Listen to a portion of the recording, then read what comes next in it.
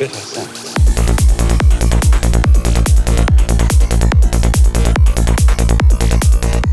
Just 12 hours after landing in Australia, we'd discovered an amazing Psytrance rave. It was deep in the forest, hours away from civilization. The chances of us finding an illegal rave were very slim, yet we managed to pull it off. It was like a parallel universe rave, completely different from any of the English raves I've attended. Here's how it all began. We had flown in from Bali and arrived at Cairns airport. I'd heard about Bush Doofs a few months back before setting out on my travels. I was set on finding one, and I was asking every Australian we spoke to during our time in Bali. I felt so homely coming to Australia because of how similar the culture is to England. We arrived at the hostel at 7:30 AM feeling really delirious. The whole place was packed full of people. Sol was brushing his teeth in the bathroom when he met a French man called Leonard. Leonard told Sol about a bush doof which was happening this evening. We were all completely shattered. Lawrence and Sol hadn't slept in about 36 hours. At first I was hesitant on going, but then Lawrence started telling me more and more information about the rave. They were going to be playing Psytrance deep in the woodland. I realised this was not an opportunity we wanted to miss out on for a bit of sleep. Now it was time to form a plan and take the steps we needed in order to get there. First we needed to find the location, so we started asking random people at the hostel. Lawrence acquired a bowl of alcohol and drank as we explored Cairns. As we got the shuttle bus back, I started to feel a bit defeated, because we didn't know where the rave was, and it was getting late. It was about 10:38 at the time. We asked everyone we saw at the hostel if they were going to the Bush Doof. Most of the people were French and seemed a bit confused, but one lady gave us some coordinates, and another lad added us to a WhatsApp group chat. We were now ready to go. We were asking around for lifts, but everyone with cars had already left apparently, so we decided to get an Uber. We woke Sol up and ran downstairs to get the Uber. He managed to get a couple of hours sleep, which would give him a great boost of energy for the rave. I felt fine because I slept a couple of hours on the plane, and Lawrence was relying on a concoction of vodka and coke to keep him awake. About to get a taxi to the fucking Bush Doofs, mate. So excited.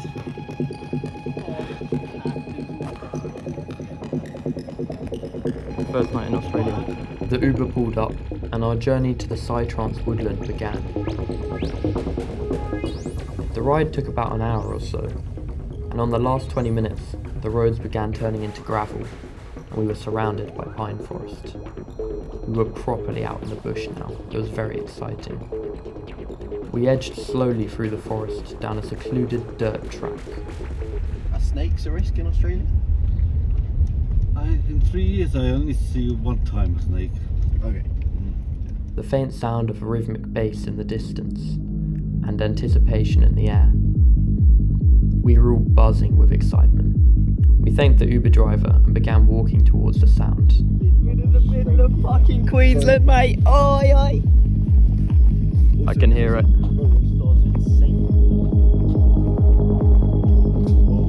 Oh, no way. This is lit. As we walked, groups of people sitting by their cars, playing music, began appearing.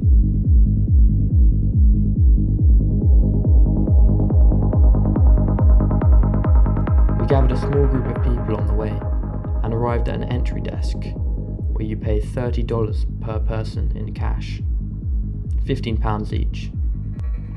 Luckily we knew this and brought cash with us. It was like a festival. To our right was a lady selling jewellery at a beautiful hippie stand. There was a magical atmosphere to this place. I was completely in awe of the lights and decoration. It lit up the woodland in beautiful colours.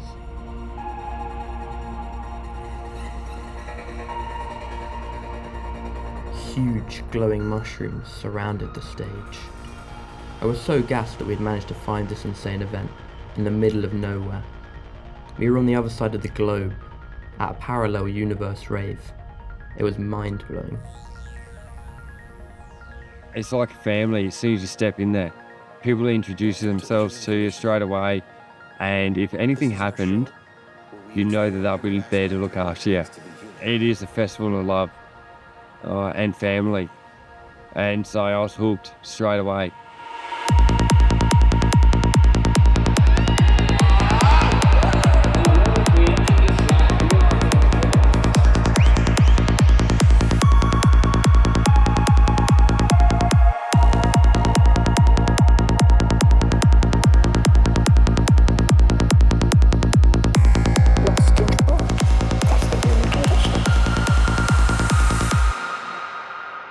Psytrance, I love. There's, it can take you on a journey. You know, it's starting off that little bit slower and then really building and take on a bit of a journey with it. And I think DJs do a brilliant job at being able to do that. It doesn't matter what sort of mood you're in, Psytrance can pull you out of it. If you're in a negative mood, it'll pull you out of it. If you're in a positive mood, well, that's just going to enhance it further. For many people, they don't need to take anything. I know many people, they would be dancing all night on nothing. No alcohol, no drugs, nothing. You know, just on the pure energy of that Psytrance or music in general. But, I mean, you've got your MDMA, your acid, your mushrooms. I think probably mushrooms will probably be the biggest one. You've got a phenomenal hallucinogenic state where it can actually heal you. The mixture of the mushrooms and the music can heal you whatever you're going through. With the right environment and the right combination, you have that ability to then be able to look into yourself, and by going into your subconscious, which, let's face it, that's what hallucinogenics do, they allow you to look deeper within yourself and then work on those things. And being in a festival or a Bush Doof, you have that community there around you to help you out. Yeah. This DJ with very hyper energy hopped on the decks and got the whole crowd moving to the Psytrance.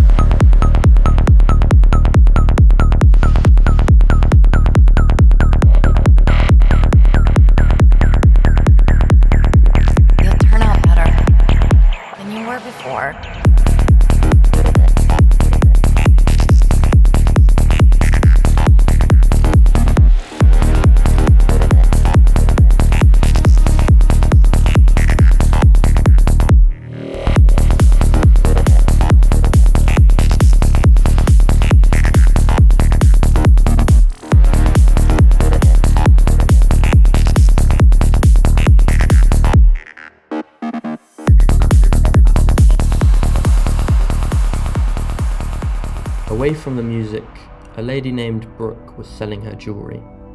I spoke with her and she told me about how each piece she had made by hand. Her boyfriend was a Psytrance DJ currently on the decks, known as Dead Space or Jamie. I looked at her jewellery and found a beautiful pair of earrings which I asked her to reserve. These would be an amazing gift for my girlfriend Zizi, who I've been away from for 3 months while travelling. They have a great story and look amazing. I collected these earrings in Cairns a couple days later. We spoke to people from all over the world. There were lots of European people here. They were from France, Finland, Norway, and Israel. It was amazing speaking to so many people here. It was hugely social. They were very easy to speak to because they had such open energy. Some people we spoke to here were tripping on acid and highly recommended doing it at Rave, because the music transports you to a different plane, they said. I can imagine that acid and Psytrance would be an amazing combination. The Psytrance music was hypnotic. We moved into the crowd and allowed the music to absorb us. The Psytrance DJ's sound waves moved everyone as a large collective being.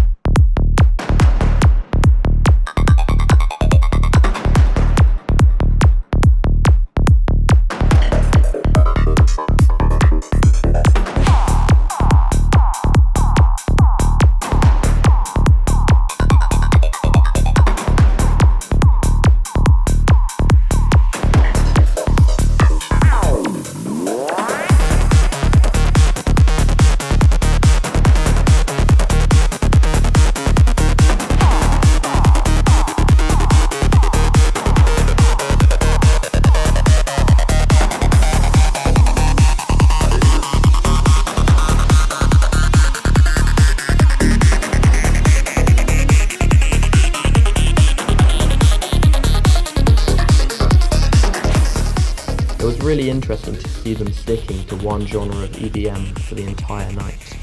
This is not something you'll see at English raves. Psytrance isn't a common genre for UK free parties either. It's mostly hard tech, jungle, hard trance and techno. This place heavily reminds me of Tribe of Frog in Boomtown Festival.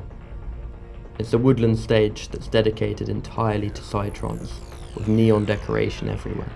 It was so interesting noticing the similarities this rave had to the UK raves, as well as the differences. It was like a parallel universe. It was crazy to witness.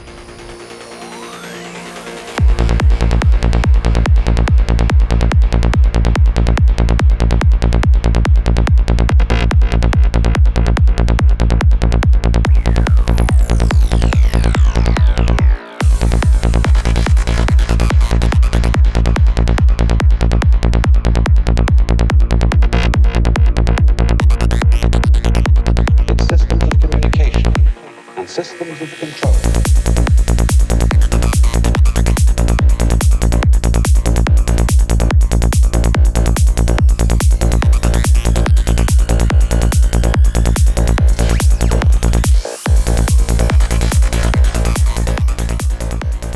There was a moment where I reached a very altered headspace, just by listening to the layers in the song and allowing myself to flow freely. I felt like a floating consciousness, being stretched by the sound waves emitting from the speakers. This was one of the best psytrance listening experiences I've ever had.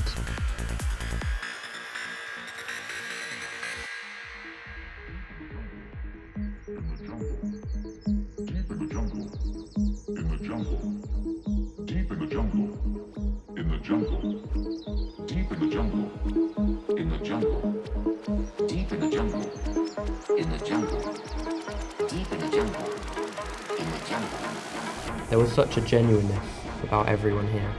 Everyone was flowing freely and being themselves.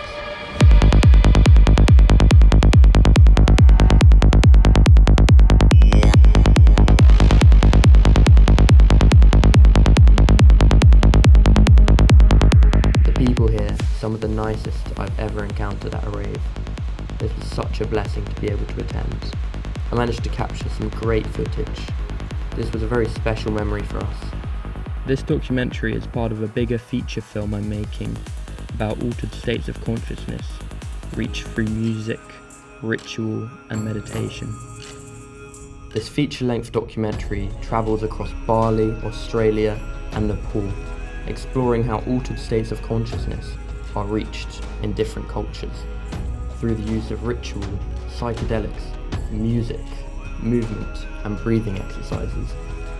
For centuries, different cultures have been reaching these states, but no film has really explored the ways in which they do this. We will be taking a deeper look at how these states are achieved and what it's like to be in these states. It's amazing. So far, I've travelled across Bali and Australia for 2 months. Nepal is the next chapter.